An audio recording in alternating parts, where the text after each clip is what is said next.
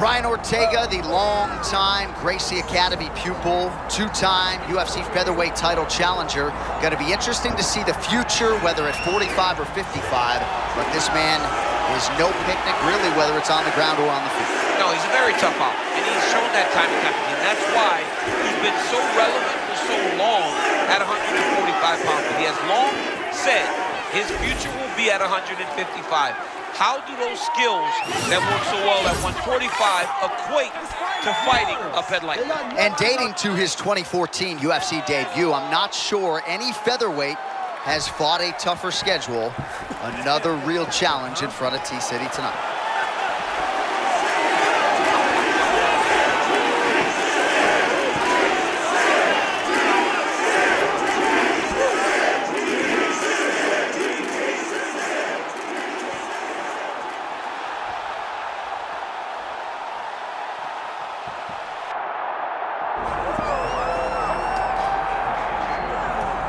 While the UFC's featherweight division is a hard one to hold down consistently, but this man has done it. He's the undisputed champion, and his latest title defense comes here tonight. He seems to be getting better. You think that when a guy becomes the champion, he may rest on his laurels. He may start to take a look at his work and smile. Right. Not this guy.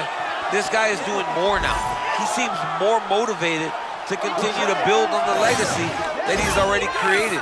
He's a great champion, and tonight he intends to keep that belt. And he's never sitting on a lead. He's never playing with his food. He's always focused.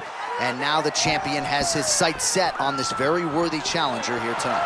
Well, so much UFC history has played out here at T-Mobile Arena in Las Vegas, Nevada. Plenty more where that came from tonight. The athletes are ready to go. Our tale of the tape for this featherweight championship fight. All right, now for your main event introductions, the one, the only, Bruce Buck. Ladies and gentlemen, this is the main event of the evening.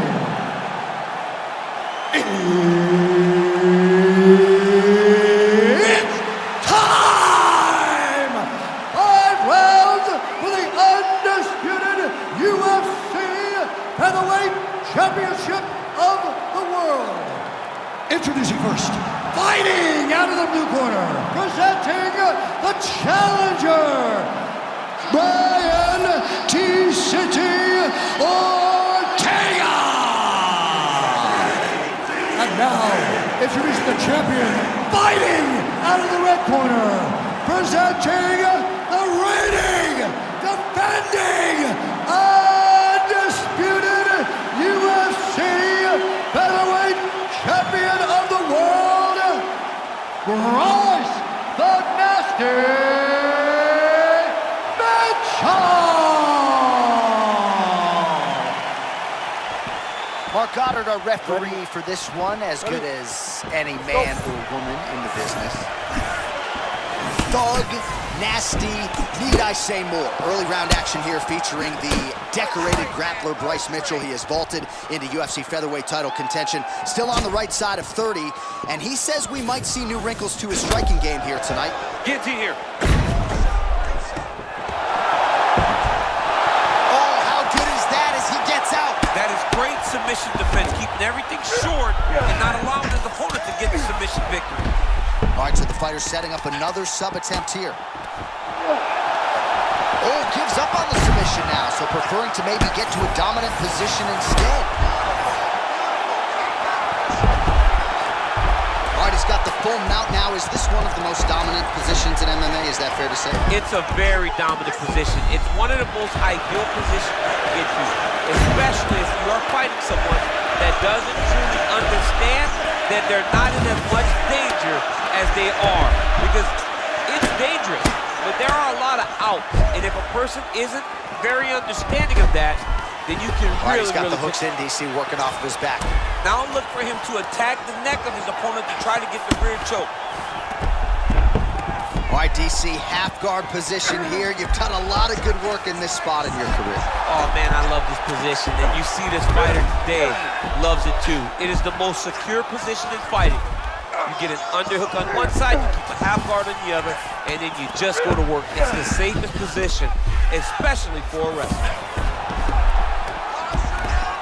Nice shots landing from the top position. Another ground and pound strike lands for this man. Great submission defense. Trying to pass here, but it's a no-go.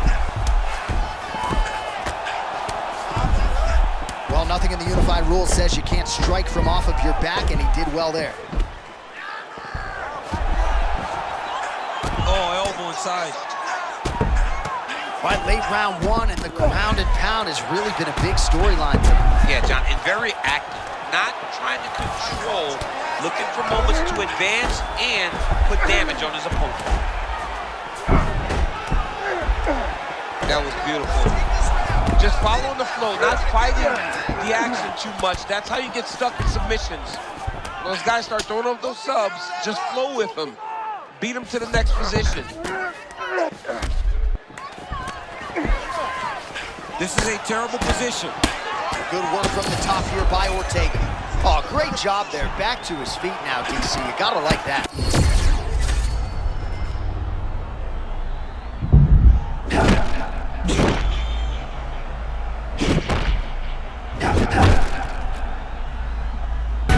Minutes down, potentially 20 to go.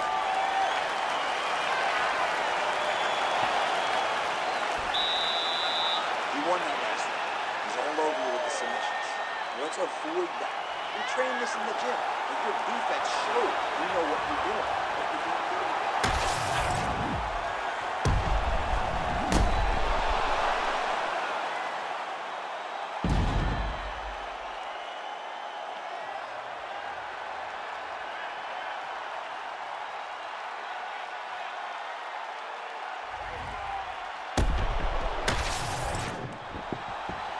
You good?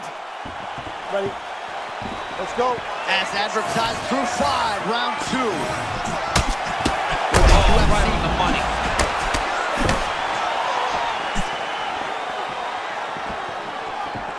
Well, the right hand has been there at times, not that time.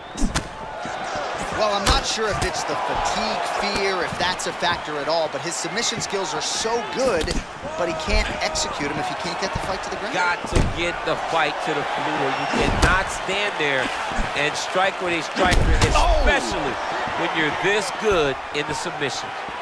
Oh, he walked right into that uppercut.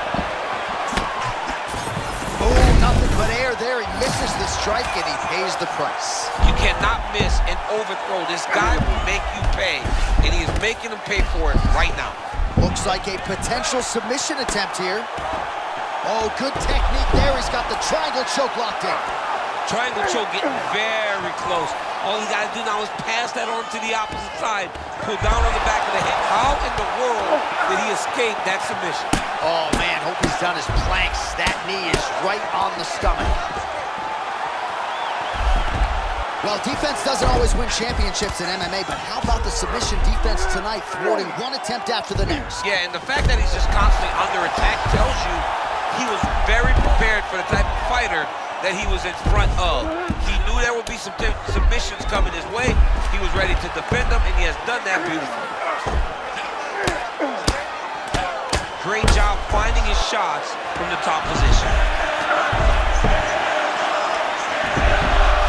All right, dominant position here. He's got the full mount. A lot of different ways he can go here. Maybe try to find an arm bar or just get the ground and pound. He can't attack submission, but those submissions will present themselves once he is landing that brutal ground and pound he is known for. Because then his opponent will start to get a little bit desperate to get out from under him, which will then in turn leave arms dangling, or he'll turn to his knees and get choked out. Oh, these ground strikes are just brutal. Mitchell's got his back now. We might get a stoppage here soon.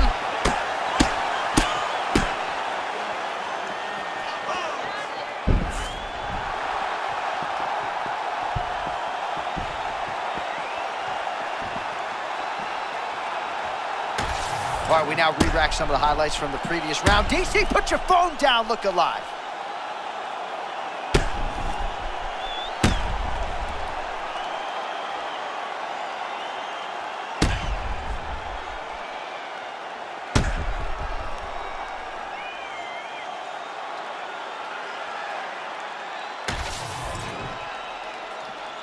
All right, to make this title fight official, here's Bruce. Ladies and gentlemen, referee Mark Honors called a stop to this contest at 3 minutes, 48 seconds of round number 2. Declaring the winner by knockout and still the undisputed UFC featherweight champion of the world, Bryce the Nasty